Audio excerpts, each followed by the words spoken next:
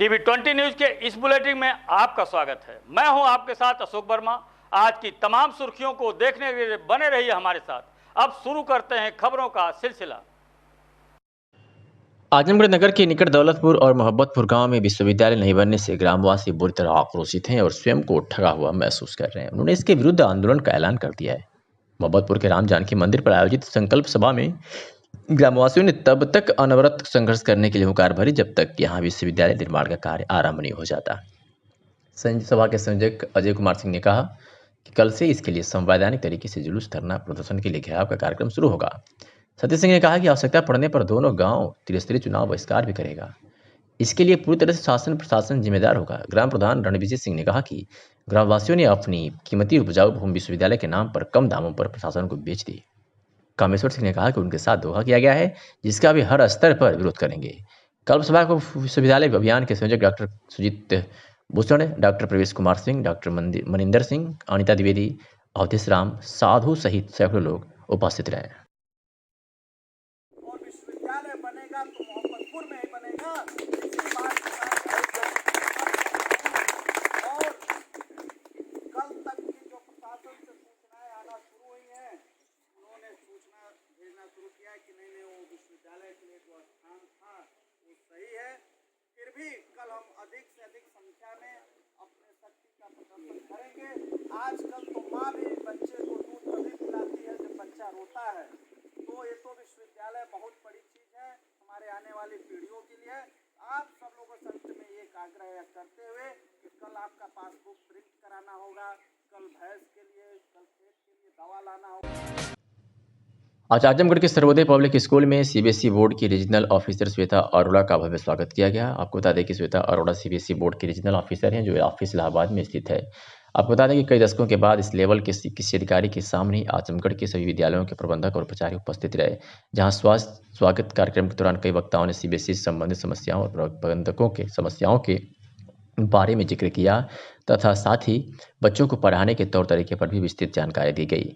कार्यक्रम के अंत में श्वेता अरोड़ा ने सभी प्रबंधकों और प्रिंसिपल के बच्चों को किस तरह से मोटिवेशन दिया जाए कि बच्चों का सर्वांगीण विकास हो सके और बच्चा सीबीएसई बोर्ड में अच्छी तरह से पढ़ सके, इसके बारे में विस्तृत जानकारी दी। तो वहीं इस कार्यक्रम के दौरान आजमगढ़ चिल्ड्रन कॉलेज के प्रबंधक बजरंग त्रिपाठी, सर्वोदय कॉलेज के प्रबंधक राजेंद्र यादव, वेदांता पब्लिक स्कूल एवं सेंट्रल पब्लिक स्कूल के प्रबंधक मोहम्मद एयाज खान साथ कई प्रबंधक उपस्थित रहे। वहीं मीडिया के लोगों से बात करते समय regional officer CBSE board Shweta Arora ने कहा कि जिन स्कूलों का जैसा स्ट्रक्चर है उस हिसाब से फीस मानक तय करता है। जब मीडिया ने फीस स्ट्रक्चर पर गाइडलाइंस के बारे में पूछा तो उन्होंने यह तो कहा कि सीबीएसई बोर्ड द्वारा एक मानक निर्धारित किया गया है, लेकिन साफ तौर पर इस भी साबित कर दिया कि फीस का निर्धारण बिल्डिंग के स्तर के ऊपर होता है। तो ऐसे में आम जनता जो कि मध्यवर्गीय वह अपने बच्चों को इस अनियमितता भरे फीस के माहौल में कैसे पढ़ा सकेगी, ये एक बड़ा सवाल है। फिलहाल क्या कुछ कहा, सुनवाते हैं। वेबसाइट पे अगर इंफॉर्मेशन है तो वो ऑथेंटिक है, अगर हमारी वेबसाइट पे इंफॉर्मेशन नहीं है तो वो ऑथेंटिक नहीं मानी जाएगी। आप ये बात सारे बच्चों तक पहुंचाए। कई बार उन्हें भ्रांति हो जाती है, किसी ने फ़ोन कर दिया, कुछ कह दिया, गूगल से देख लिया, किसी और प्लेटफॉर्म पे नहीं देखें। सिर्फ सीबीएसई की जो ऑफिशियल वेबसाइट है उसी पे सारी इन्फॉर्मेशन देखें। हमारी हर इन्फॉर्मेशन, प्रैक्टिकल की एग्ज़ाम्स, कितने मार्क्स का एग्ज़ाम है, कब है, कितने बजे है, सारी इन्फॉर्मेशन वेबसाइट पे होती है। ऑफिशियल वेबसाइट जो सीबीएसई के है, सिर्फ उसी को फॉलो करें। मैडम, उसमें एक चीज़ और भी, एक प्रॉब्लम और थी कि काफ़ी लंबे समय से पैटर्न जो था और सिलेबस था, इसको भी लेके काफ़ी सिलेबस पैटर्न बिल्कुल चेंज नहीं किया गया। देखिए, नेशनल एजुकेशन पॉलिसी के तहत जो चेंजेस आने हैं, हमारे क्लासरूम्स में वो चेंजेस नहीं आते तो एग्जामिनेशन पैटर्न के थ्रू वो क्लासरूम में आएंगे। इसीलिए पिछले साल भी 2020 के एग्ज़ाम में कुछ पैटर्न चेंज हुआ था। 10% करके हम लोग ये कोशिश कर रहे हैं कि 2023 तक पैटर्न कम्प्लीटली चेंज हो जाए ताकि हमारी नेशनल एजुकेशन पॉलिसी मूव करे। उसी के तहत हम लोगों का पैटर्न एग्जामिनेशन चेंज हुआ है। उसके लिए सैम्पल क्वेश्चन पेपर्स अक्टूबर के महीने से आ चुके हैं, बच्चे उनको प्रैक्टिस करें। अभी भी फरवरी है, एग्ज़ाम्स मई में होना है। अगर बच्चे सैम्पल क्वेश्चन पेपर्स प्रैक्टिस करते हैं, बहुत अच्छे अंकों के साथ पास कर पाएंगे। मैम, एक पब्लिक की प्रॉब्लम ये है जी, फीस में जो है अनियमितता होती है, किसी स्कूल में कुछ है, कुछ स्कूल में कुछ है। सीबीएसई का एक गाइडलाइंस होगा कि फीस की क्या गाइडलाइंस? हमारी अफिलिएशन की जो वेबसाइट है, हमारी अफिलिएशन की जो बाईलॉज हैं, उसमें ये मेंशन्ड है कि फ़ीस का क्या होना है, क्या नहीं होना है। हमारे एज बाईलॉज एवरीथिंग क्लियर है। आप अफिलिएशन बाईलॉज देखिए, उसमें मेंशन्ड है हमारी फ़ीस के बारे में। इस समय सीबीएसई बोर्ड से सब हर एक आदमी सीबीएसई बोर्ड से अपने बच्चे को पढ़ाना चाहता है। बिल्कुल पढ़ाना चाह रहा है। फीस के कारण कुछ ऐसा तबका है जो कि सीबीएसई बोर्ड में नहीं पढ़ा रहा है, ये एक बड़ी प्रॉब्लम है। इसलिए सीबीएसई बोर्ड में निरंतर देखिए, सीबीएसई बोर्ड के भी स्कूल्स बहुत अलग अलग तरीके के हैं। कुछ स्कूल्स में बहुत जो देखिए इंफ्रास्ट्रक्चर जो जैसा बनाता है उसी प्रकार की फ़ीस रखता है। हमारी अफिलिएशन बायलॉज में कहा गया है आप क्या फ़ीस ले सकते हैं, और अगर बच्चे को उस फीस में एक्चुअली आ सकता है, क्वालिटी एजुकेशन पा सकता है, तो क्यों नहीं, वो आएगा ही आएगा। Thank you so much.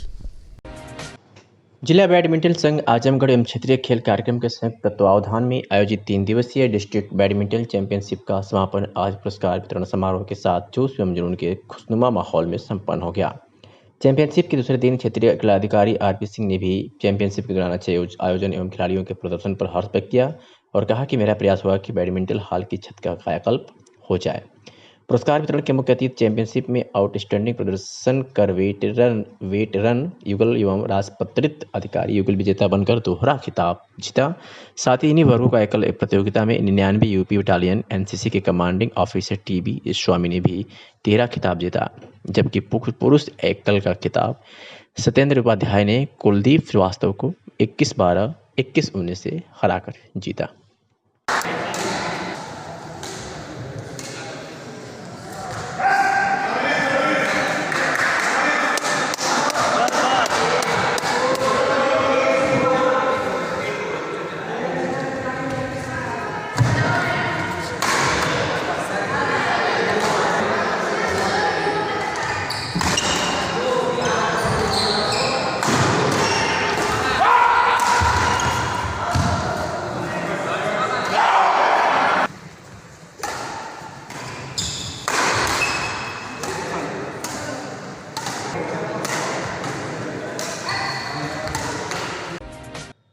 Azamgarh जनपद के लालगंज में भारतीय जनता पार्टी मंडल मिर्जापुर के जिला पंचायत वार्ड 37 में एक बैठक की गई, जिसमें जिला महामंत्री अल्पसंख्यक मोर्चा व जिला पंचायत मुंडियार प्रभारी सैफ अब्बास रिजवी ने सभा को संबोधित किया तथा आए हुए सभी लोगों का स्वागत और अभिनंदन किया और कार्यकर्ताओं के साथ चुनाव जीतने की रणनीति पर चर्चा की और कहा कि हमें इस मंडल की 4 पंचायत सीटों को जीतना है तथा क्षेत्र की समस्याओं पर भी चर्चा करना है। बैठक में मुख्य रूप से महामंत्री जेपी जायसवाल, जिला कार्य समिति सदस्य सूर्यनारायण तिवारी, मंडल अध्यक्ष नारायण भारती, मंडल महामंत्री आशु सिंह, मंडल मंत्री रविंद्र प्रताप सिंह, मंडल पंचायत चुनाव प्रभारी नीरज कुमार तथा समस्त मंडल कार्य समिति के सदस्य तथा कार्यकर्ता मौजूद रहे। सिंह जी और हमारे ब्लॉक संयोजक बड़े भाई, उनका मैं सहयोग बहुत है इस मंडल पे, मैं उनका धन्यवाद देता हूँ। और जिले से हमारे आए हुए जिला महामंत्री जयप्रकाश जायसवाल जी का मैं हार्दिक अभिनंदन और स्वागत करता हूँ कि मेरी बहुत रिक्वेस्ट पे आपने अपना कीमती वक्त इस मंडल में दिया और मैं तहे दिल से आपका शुक्रिया अदा करता हूं और कोशिश करूंगा कि इस संगठन को उस ऊंचाई पे ले जाऊं कि हर मंडल से अच्छा मंडल हमारा मिर्जापुर मंडल होना चाहिए।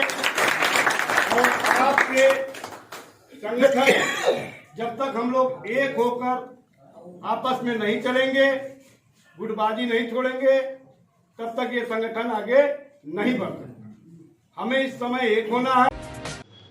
आजमगढ़ जनपद के तैबरपुर थाना के सामने little flower group of school का उद्घाटन Shweta Arora, regional officer CBSE Prayagraj Uttar Pradesh व प्रोफेसर हरकेश सिंह, पूर्व कुलपति जेपी यूनिवर्सिटी छपरा बिहार ने फीता काटकर और दीप प्रज्वलन करके किया। तत्पश्चात स्कूल के छात्र छात्राओं द्वारा गणेश वंदना की प्रस्तुति की गई और आए हुए अतिथियों का स्वागत मल्यार्पण अंगवस्त्रम उपहार देकर किया गया। इस मौके पर प्रख्यात शिक्षाविद बजरंग त्रिपाठी सहित गणमान्य लोग उपस्थित रहे।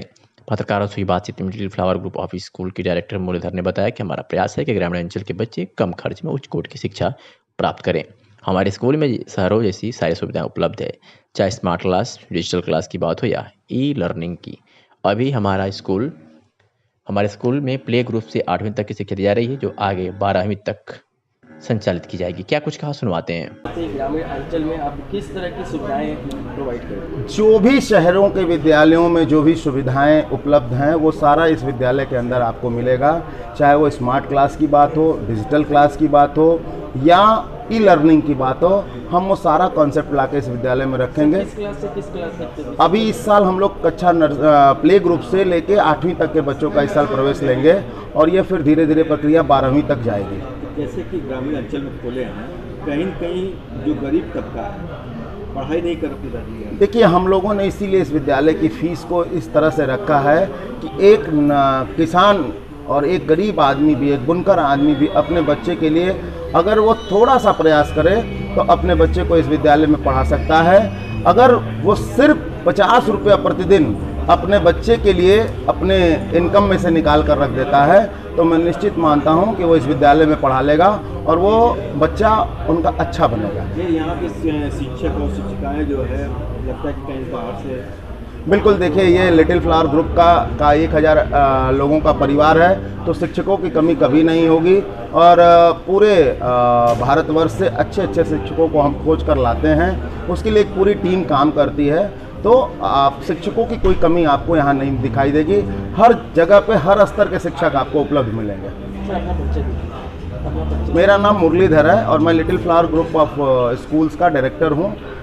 इस बात से कि जो little flower school of institutions हैं या स्कूल्स हैं, ये मऊ, बलिया और उसके साथ साथ अब आजमगढ़ में इधर आकर के इस ग्रामीण अंचल की सेवा के लिए इन्होंने जो संकल्प लिया है, मैं इसके प्रबंध मंडल को, इनके निदेशक को, इनके जो संचालक और हैं, इनके शिक्षकों को और सबसे अधिक मैं इस विद्यालय में आने वाले विद्यार्थियों के भविष्य की मंगल कामना करता हूं और माँ सरस्वती से यही प्रार्थना करता हूं, संत रविदास से यही प्रार्थना करता हूं कि यहाँ के बच्चे जो ग्रामीण अंचल के हैं अपने सीमित संसाधनों से भी उच्च गुणवत्ता की शिक्षा को प्राप्त करके भारत के अच्छे नागरिक बनेंगे। श्री राम जन्मभूमि निधि समर्पण समारोह एवं दवा विक्रेता समिति लखनऊ द्वारा कार्यक्रम आयोजित किया गया, जिसके मुख्य अतिथि चंपत राय, विशिष्ट अतिथि विजेश पाठक, दिवाकर सिंह व व्यापारी नेता सुधीर अग्रवाल उपस्थित थे। कार्यक्रम को संबोधित करते हुए पूर्व मंत्री यशवंत सिंह ने कहा कि युगों युगों बाद भगवान राम की सेवा करने का अवसर सबको मिला है और मंदिर निर्माण की जिम्मेदारी चंपत राय को मिली है। मंदिर निर्माण के लिए जो फैसला लिया गया है वह अद्भुत एवं ऐतिहासिक है। भगवान राम को पूरी दुनिया मानती है और यह मंदिर आप सभी का है, यह सरकार का मंदिर नहीं है। आइए सुनाते हैं कि अपने संबोधन में क्या कुछ कहा पूर्व मंत्री यशवंत सिंह ने। आज इस कार्यक्रम में जहां आदरणीय चंपत राय जी मौजूद हैं और उत्तर प्रदेश सरकार के मंत्री विजेश पाठक जी, यहाँ के इस संगठन के अध्यक्ष दिवाकर सिंह जी, सुधीर अग्रवाल जी, रैया जी, उपस्थित सभी सम्मानित साथियों, बड़े जुगों बाद इस देश में भगवान राम की सेवा करने का अवसर लोगों को मिलता है। आज की हमारी पीढ़ी कितनी सौभाग्यशाली है कि भगवान राम की सेवा करने का अवसर मिला है और उसमें भी उस सेवा के दौरान आदरणीय चंपत राय जी जिनको जिम्मेदारी मिली है उस मंदिर के निर्माण की, तो स्वयं आपके बीच में मौजूद है। आज के दिन हम इतना ही कहना चाहेंगे कि जो फैसला मंदिर निर्माण के लिए लिया गया है वो बड़ा अद्भुत और ऐतिहासिक,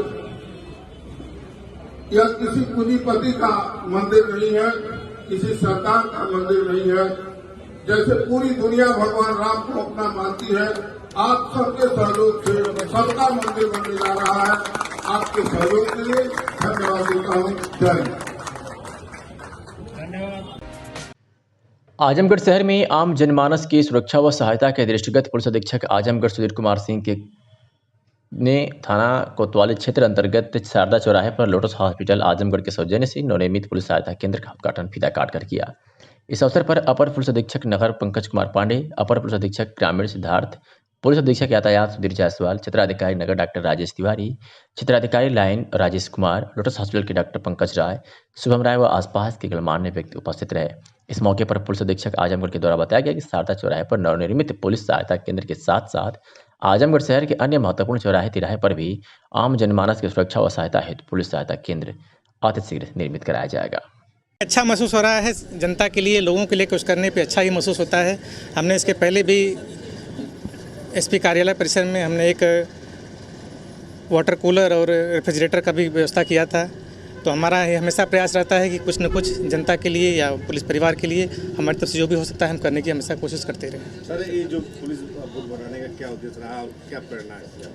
नहीं, हम अक्सर आते जाते देखते थे कि हाँ, पुलिस वाले भाई लोग अक्सर धूप में खड़े हैं, बरसात में भीग रहे हैं या ठंड के मौसम में कंबल लपेटे हुए पड़े हुए हैं। तो एक मन में ये बात आई कि हाँ, क्यों नहीं इनके लिए एक छाया की व्यवस्था की जाए, एक ऐसा स्थान दिया जाए जहाँ पे कम से कम आराम से बैठ करके लोगों की सुरक्षा कर सकें।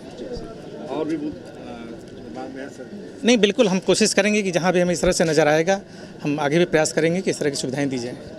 बहुत बहुत। आज ये जो मेन चौराहा है जिस पर सर्वाधिक ट्रैफिक रहता है और लोगों की आवाजाही लगातार बनी रहती है, इस चौराहे पर आज श्री पंकज जी द्वारा डॉक्टर पंकज जी द्वारा ये पुलिस बूथ का निर्माण कराया गया है और ये पब्लिक के द्वारा कराया गया, आपके द्वारा कराया गया है। तो एक बड़ी उपलब्धि है और हम इनके लिए जो बूथ का निर्माण कराने वाले डॉक्टर पंकज जी हैं, इनका शुक्रिया अदा करते हैं अपनी पूरी पुलिस टीम की तरफ से जनपद की। और इसके रहने से जो हमारे पुलिसकर्मी खुले में बैठते थे, जो ड्यूटी करते थे, वो बारिश आने पर, ज़्यादा ठंड होने पर, रात्रि में भी, देर रात्रि में भी इस बूथ के अंदर बैठ सकेंगे। बहुत सुंदर बूथ बनाया है और जिसने इसे फैब्रिकेट किया है वो उसका भी हम शुक्रिया अदा करते हैं कि इतना सुंदर और इतने कम स्पेस में इतना सुंदर बूथ उन्होंने फैब्रिकेट किया है। सर, इसमें और चौराहों पे इस तरीके से?